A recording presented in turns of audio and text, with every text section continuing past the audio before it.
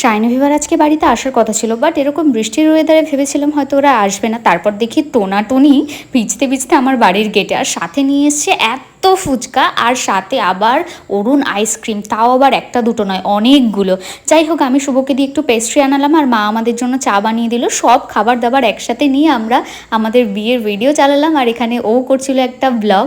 আর সেগুলো দেখতে দেখতে আমরা আড্ডা দিতে দিতে এখানে সবাই একটা করে আইসক্রিম ট্রাই করছিলাম। অনেক দিন পর আড্ডা দিলাম, আর ওরা মাঝে মধ্যেই আমাদের বাড়িতে চলে আসে, তো আমার আড্ডাটা বেশ ভালোই হয়। যাই হোক, তো এখানে আমরা সবাই বাওয়াল দিচ্ছিলাম কে কত ক্রিয়েটিভিটি দিয়ে আইসক্রিম খেতে পারে, সেটাই অ্যাকচুয়ালি আমরা ওখানে টেস্ট করছিলাম। যাই হোক, এখানে তারপর আমাকে নেওয়া হয়েছিল, সবাই মিলে গল্প করছিলাম কিভাবে ভাইরাল হওয়া যায়, অশোকনগরে কোনটা ট্রেন্ডিং চলছে।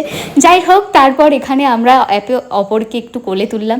তারপর ওরা বাড়ি যাওয়ার জন্য বাইরে বেরিয়ে গেল, আমাদেরকে বাই করে ওরা বাড়ি চলে গেলো। আর আমাদের বাড়িতে যেহেতু রিসেন্ট একটা অনুষ্ঠান আছে, ওদেরকে ইনভাইটও করে দিলাম। আর এখানে রোজকার মতো আমি স্কিন কেয়ার করে